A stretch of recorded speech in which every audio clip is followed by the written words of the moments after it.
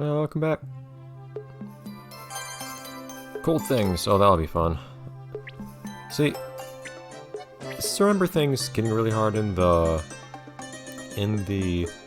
hard mode, but I usually think of Chill Mountain as being where things really get hard in the original, I think, or in normal mode. Well, there isn't that much ice here, at least not that I remember. Well, there was, kind of. There's nothing gonna be now, I'm certain. Oh yeah, there's ice everywhere, but that's not too bad, because thankfully this game's merciful to you in that ice is only, like, ever a solid flat block. So there's only ice physics on flat blocks. Not that they can't throw hazards at you beyond that. Someone asked me if I could try to do these with some of the weird, awkward marbles. That sounds to me like a really bad idea. Honestly, I think it'd be hard enough to do things with even the easy balls. Like Panda would be really tricky because it can't move. Like, imagine trying to make that jump that I made last episode, or I made a few of them, I guess. But those jumps I made last episode with this thing, that would be terrible. And hard to roll marbles would probably be kind of awkward too.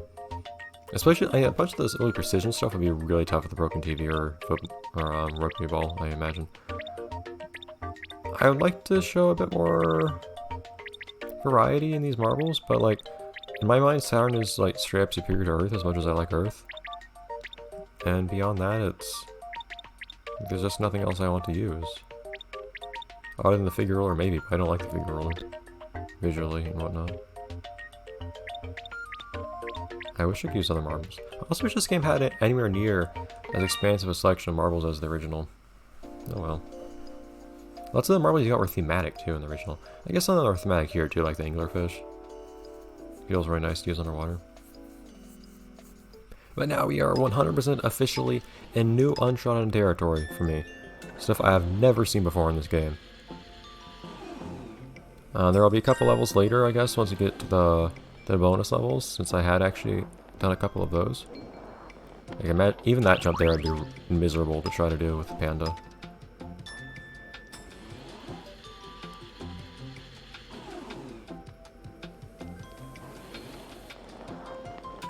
Yeah, speed.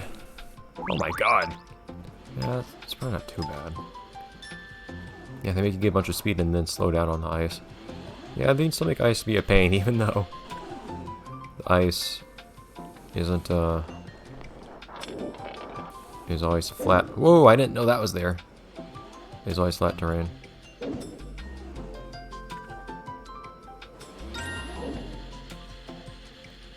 Okay. Imagine the ant might be here. No, that's not where the ant is. Where's the ant? Oh, there's the... Is that the ant? No. Ant down there? Ant's down there. Is there a checkpoint before then? Oh, there's a checkpoint right after. We can go for the checkpoint after before we go for the ant.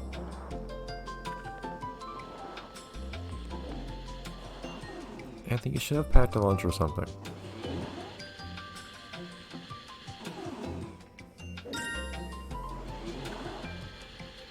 Anthony, that's redundant information. I can already see that I have 3 crystals up top. I want to see you as my friend and as, like, useful or at least, like, appreciable. But Anthony just isn't really handled right for that to be the case, I feel like. Careful there.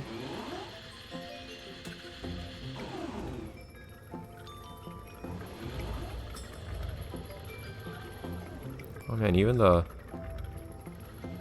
Is that the spikes making that noise? You can sit down and appreciate some of the details in this game now, I guess. And you take things so slowly.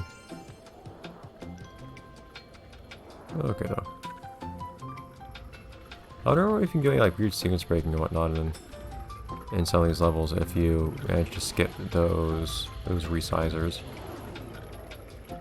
that you have to go through, that you're supposed to go through. This is an interesting little set piece.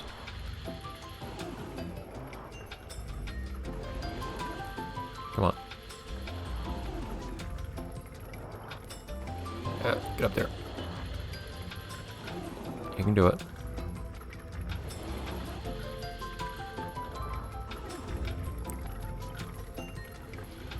Did I have to do that? No. Am I happy to have done it? Yes.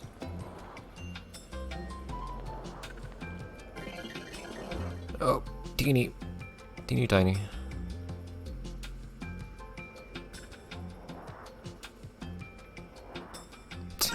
I forgot to change the pitch of the sounds you make too. Squeaky Saturn. Feels like it makes me slower too. Which I welcome. Although if I was the panda, this would probably be pretty unbearable. It feels kind of gratuitous though, them making me bigger and smaller in this level than the previous. I don't really know what that accomplishes. Doesn't feel like it actually impacts the gameplay at all. Okay. This seems like it's just like go left. Oh, but you can't see through the spikes. That's dirty. See, that's I in a weird way look forward to that. The devs using like really intricate quirks of the game against me in these later levels.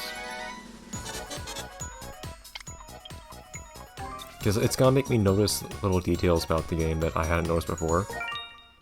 And they're gonna get used for things. Hopefully. I kind of assume that's gonna happen at some point. Huh. It's gonna be interesting going to that ant up there. So you get there the way I think you do. Where's that teleporter lead to?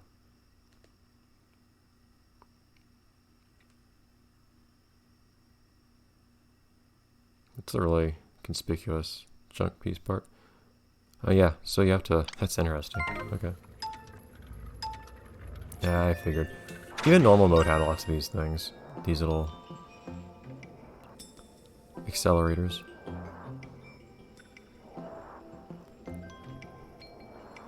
I found them tough to deal with back then.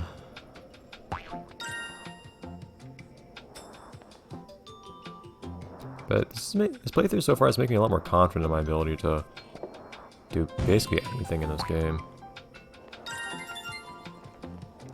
Because I know now that I've gone through some really crazy stuff before. Change the leg position. Restore blood flow. Blood flow. It was back there. Oh, I see something very interesting there. Huh, does that work different than I thought it did? That's very interesting. That's not how I thought that would work. That's the thing I didn't realize you could do though, so apparently. It looks like you, well, you can probably get the idea already, but if you don't, it'll be cool once you see it. So yeah, I'm correct. It's gonna take some precision. It's gonna be really tough. Because you can't really stop yourself from bouncing a bit forwards and backwards when you're going here, I don't think. Yeah, apparently you can hit those things from below. I had no idea you could do that. Huh. And you can have them drop you off in places. I'm kind of surprised they never did that in previous levels. Having the teleport drop you off somewhere instead of having it just be floating somewhere. Okay. I couldn't even see what was happening at the end there. I just reached the end. And then I saw after the fact what I had gone over. Whatever. I just held the controller still because I figured whatever is happening here, it's probably supposed to happen on its own. See a junk piece. Oh hey, they used that little... Let's pass the finish. They used that pretty little, like, organic, earthy looking block again. Every theme has one of those, and it's slightly different in each one. But it doesn't seem to be practical for much. See where that ant is though. Ant is up there. How does one get up to that ant? One can flick the wrist and get up there, of course, but it's not really my preference. How the heck?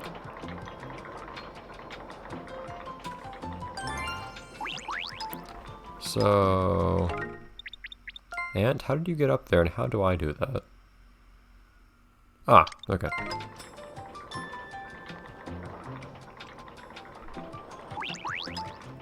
That's enlightening. I was really confused. Yeah, why did he go into that cannon?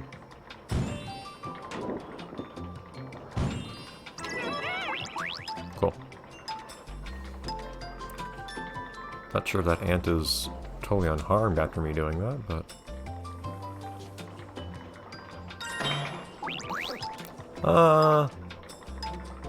I see an easier way of doing that. If you want to be a daredevil, you can probably do what I just tried to do. But instead, I don't see why one patient such as myself wouldn't just do this. Ah! Man. You really, I wish you kind of had a moment to skid out as you transferred from moving to the, excuse me, not moving platform. I didn't realize there was a gap there. Mind the gap. You need a sign there.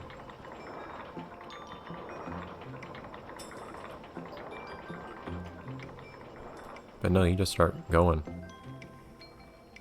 Full speed. I'm pretty sure that wall on the right, but I don't need it.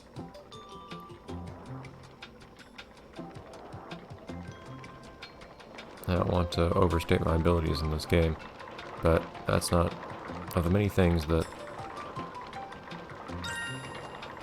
could probably best me in this game. That's not one of them. I do wonder what it was precisely where it was precisely that I gave up when I first played this game. I'd have to, I haven't even had my actual physical Wii hooked up to anything in years. Assuming that nothing had happened to like make it like stop working recently. Ah, really? That was awkward. I have to like find cables for it again and whatnot, but I could in theory. And I get better video quality and everything, even though it's a little bit inconvenient to have to set up the hardware to record Wii games with the Wii remote on a physical computer. You get better video quality and save states and so many things like that. It's just overall quality enhancement for me and for the viewer. It's just worth it. Emulation is just really good for Let's Plays in general, honestly. I haven't really had much to like talk about in this particular these past couple episodes, I guess. I've forgotten how many episodes we recorded. This is the second episode tonight. Yeah. But I haven't had anything to, like, on my mind to like talk about today or this episode or the previous.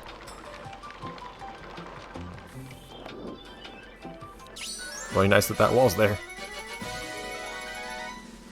But I guess one thing is emulators. Like, I don't really hide that I'm playing games on them because, like, it's just convenient, having save states in particular. For games like this one that's autosave after everything, it's not that big of a deal. Although it can also be useful to keep save states and backups and things like that. It's redundancy. If for some reason the game doesn't save right, or if your save state doesn't work right, you have something to rely on to fix that. Whereas, on the other hand, if something like in my SpongeBob Falcon Bottom Rehydrated playthrough happens where my controller bugs out and deletes my save file, having a backup is important, which I thankfully had a slightly out of date one when that happened. But anyways, I'll see you guys next time, next episode. This one's slightly short, but that's just kind of how things work out. I say that's how the cookie crumbles, but Anthony will get hungry. But he's always hungry, so it doesn't matter. Bye everyone.